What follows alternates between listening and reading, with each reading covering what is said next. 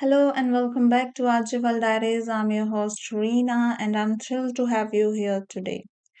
Today I hope you are doing well. In this episode, let's talk about something that feels light, relatable, and practical.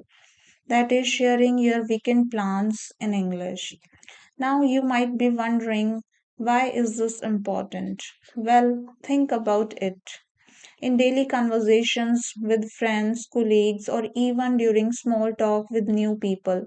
One of the most common questions you hear on a Friday is, so, what are your plans for the weekend? And being able to respond confidently in English makes the conversation flow naturally.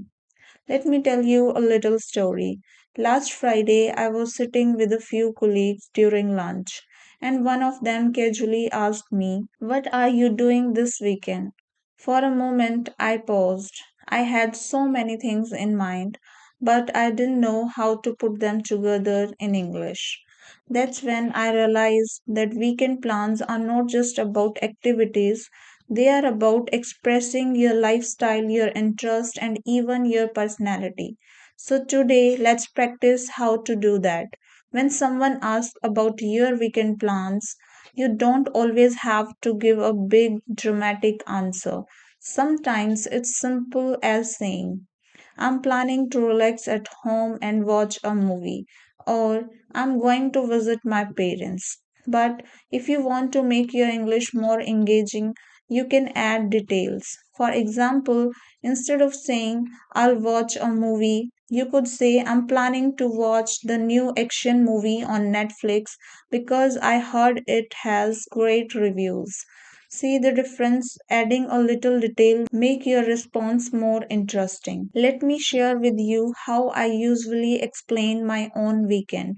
For example, I might say, this weekend I'm planning to start my Saturday morning with a nice cup of tea on the balcony, then head to the park for a walk. Later in the day, I want to do some podcast planning because I enjoy preparing new episodes for you all. On Sunday, I'm hoping to meet a friend for lunch, and maybe in the evening, I will read a few chapters of an English book I've been enjoying. Doesn't that sound more alive? It paints a picture in the listener's mind. Here is another idea.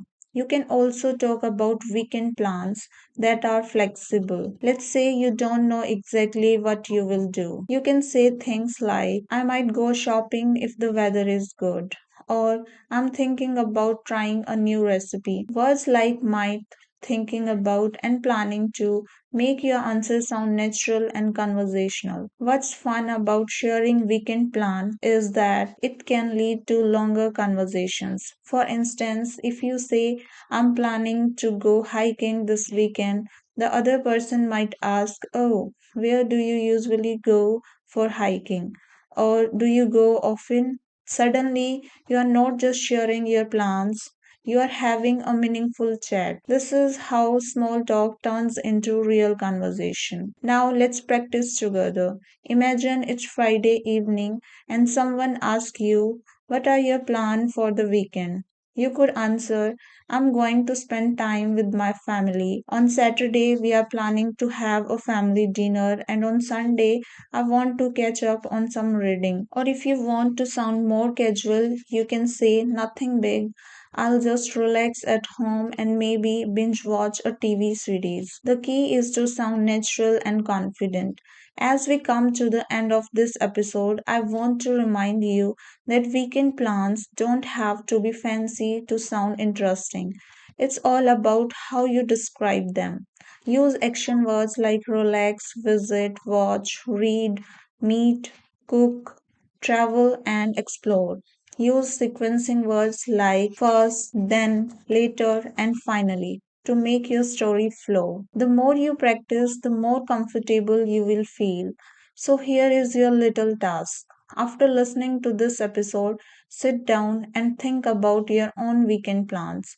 Write them in English or practice speaking them out loud. Next time someone asks you, what are you doing this weekend? You will be ready with a confident and engaging answer. Thank you so much for listening. I hope this episode inspires you to not only make fun weekend plans but also to share them in English with confidence. Until next time, enjoy your weekend, keep practicing, and as always, happy learning.